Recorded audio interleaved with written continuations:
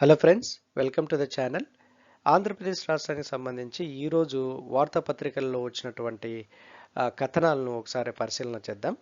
అందులో ఆ, మనకు ముఖ్యంగా ఎడ్యుకేషనల్ ఇన్స్టిట్యూషన్స్ సంబంధించి, ఉపాధ్యాయ నియామకాలకు సంబంధించి, డిఎస్సి నోటిఫికేషన్ సంబంధించినటువంటి వివరాలను, తర్వాత ఉపాధ్యాయుల వయస్సు ఆ, యొక్క పెంచడాన్ని, రిటైర్మెంట్ వయస్సు పెంచడము, తర్వాత ఈ యొక్క డిఎడ్ సంబంధించినటువంటి విషయాలు, ఇవన్నీ ఈరోజు మనకు వార్తాపత్రికల్లో వచ్చినటువంటి కథనాలు.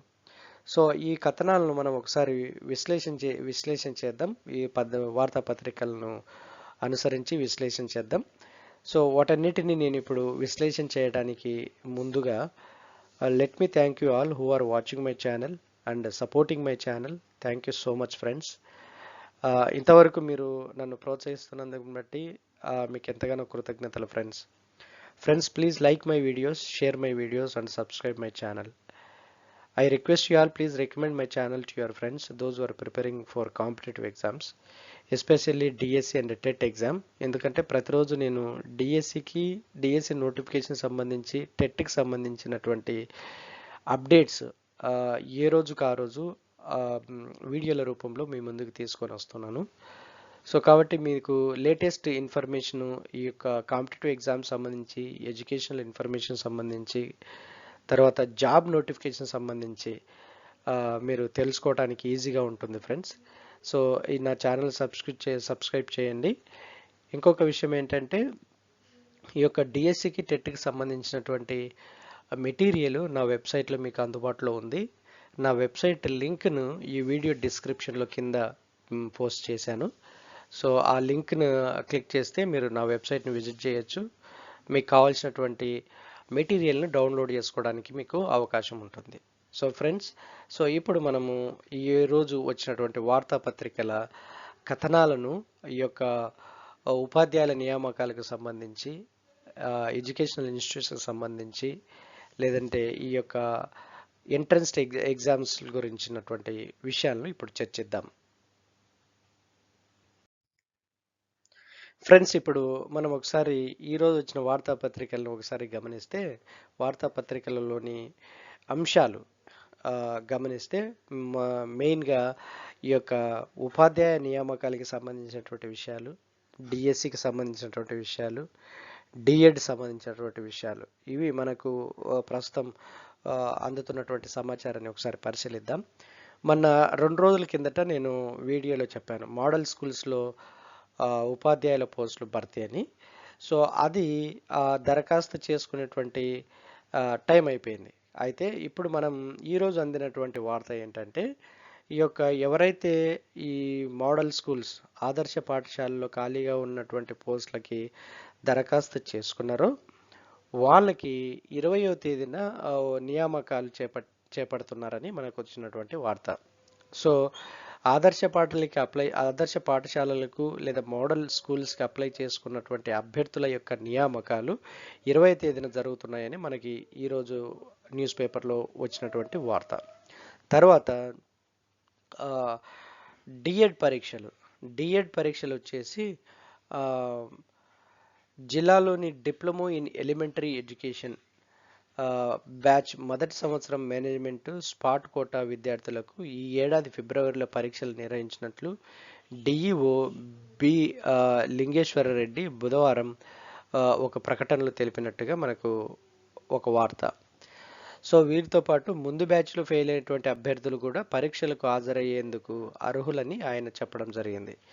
సో పరీక్ష ఫీజు 150 రూపాయలు. నామినల్ రోల్స్ వివరాలు చెల్లించేందుకు ఈ నెల 17వ తేదీ వరకు గడువు ఉందని వాళ్ళు చెప్పడం జరిగింది. సో డిఎడ్ పరీక్షలు ఫిబ్రవరి నెలలో జరుగుతూ ఉన్నాయి అన్న విషయాన్ని మనము గమనించాలి ఇక్కడ. తర్వాత ఆచార్య ఖాళీలు, అంటే యూనివర్సిటీస్లో professor, assistant professor, associate professor ఖాళీలకి కసరత్తు ప్రారంభమైంది. ప్రభుత్వం కసరత్తు చేస్తూ ఉంది. త్వరలో 2000 ఆచార్య పోస్టులకి నోటిఫికేషన్ రిలీజ్ చేసే అవకాశం ఉంది. ఇది యూజీసీ గైడెన్స్లోనే జరుగుతూ ఉంది. నేను ఇదివరకే ఒక వీడియోలో చెప్పినాను. యూజీసీ క్లియర్ గైడ్ లైన్స్ ఇచ్చింది. ఆ గైడ్ లైన్స్ ప్రకారమే ఈ యొక్క ఆచార్య పోస్టులు యూనివర్సిటీలో చేపట్టడాన్ని, అది కూడా డిసెంబర్ 31 తేదీలోపే వెబ్సైట్లో పెట్టాలని గడువు ఇచ్చింది. కానీ డిసెంబర్ అయిపోయి ఇప్పుడు జనవరి వచ్చింది. ఇంకా ఆ యొక్క యూనివర్సిటీ వెబ్సైట్లలో ఆ యొక్క ఖాళీల వివరాలు, ఆచార్యుల ఖాళీల వివరాలు ఇంకా పొందుపరచలేదు వెబ్సైట్లలో. సో అంటే దీన్ని బట్టి ఇంకా ఇది డిలేగానే నడుస్తూ ఉంది. అనుకున్నంత స్పీడ్గా యూజీసీ ఇచ్చినటువంటి టైం బౌండ్స్ ప్రకారం ఇంకా కదలలేదనే చెప్పచ్చు.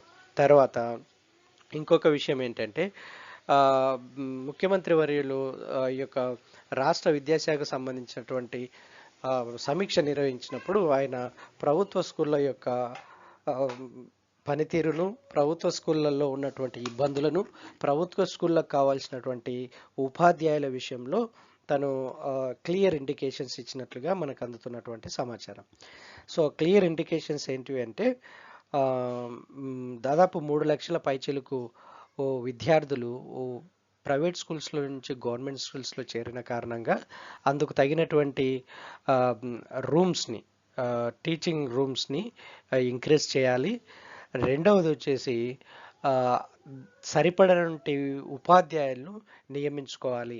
ఇందుకు తగిన కార్యాచరణ అతి త్వరలో మీరు రిలీజ్ చేయాలి అని రాష్ట్ర విద్యాశాఖ సంబంధిత అధికారులకు ఆయన సూచించినట్టుగా జరుగుతుంది. అయితే ఈ పరిస్థితుల్లో మనకు తాజాగా అందినటువంటి వార్త ఏంటంటే రేపు సంక్రాంతికి రిలీజ్ అయ్యేటువంటి జాబ్ క్యాలెండర్లో, ఆంధ్రప్రదేశ్కి సంబంధించినటువంటి జాబ్ క్యాలెండర్లో ఈ యొక్క డిఎస్సికి సంబంధించినటువంటి సమాచారము ఖచ్చితంగా ఉంటుంది అన్నటువంటిది మనకు అందుతున్నటువంటి సమాచారం. సో ఈ జాబ్ క్యాలెండర్లో ఈ యొక్క డిఎస్సి నోటిఫికేషన్ అది నార్మల్ డిఎస్సినా మెగా డిఎస్సినా అన్న ఒక క్లారిటీ రావడానికి పక్కా అవకాశం ఉంది. అదొక పాయింట్. రెండో పాయింట్ వచ్చేసి ఇది ఈ మెగా డిఎస్సి కానీ నార్మల్ డిఎస్సి కానీ ఏ విధమైన ప్రొసీజర్లో ఈ యొక్క టీచర్ రిక్రూట్మెంట్ జరగబోతా ఉంది అంటే మనం ఇంతకుముందు వీడియోలో నేను చెప్పాను, క్వాలిఫికేషన్స్లో కొన్ని చేంజ్ చేశారు.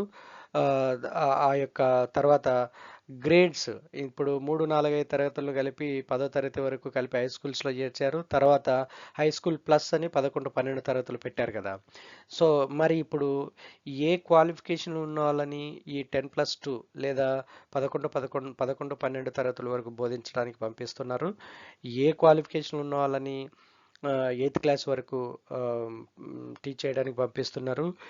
ఏ క్వాలిఫికేషన్ ఉన్న వాళ్ళని 10th క్లాస్ వరకు టీచింగ్ చేయడానికి పంపిస్తున్నారు అన్నటువంటిది కొంత తెలుసుకోవడానికి ఆదుర్దగా ఉన్నటువంటి విషయం. ఎందుకంటే ఇంతకుముందు 11, 12కి బోధించడానికి జూనియర్ లెక్చరర్స్ అని రిక్రూట్ చేసుకుంటారు. ఇప్పుడు వాళ్ళని కూడా high school plus schools category కింద పెట్టారు కాబట్టి సో 10+2 లేదా 11, 12 తరగతులకు కూడా ఈ యొక్క పోస్ట్ గ్రాడ్యుయేట్ టీచర్లని రిక్రూట్ చేస్తారని ఒక సమాచారం అయితే అందుతూ ఉంది. అయితే అది ఎలా ఈ ప్రొసీజర్ నడుస్తుంది, ఈ ప్రొసీజర్ ఎలా చేస్తారు అన్నటువంటిది ఇంకా మనకు తెలియాల్సి ఉంది.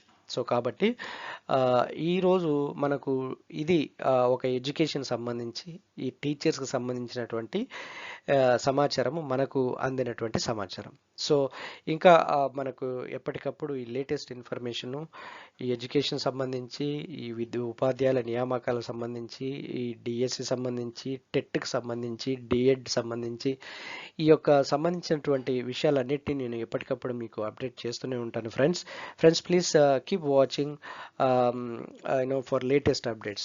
Thank you so much for watching my videos.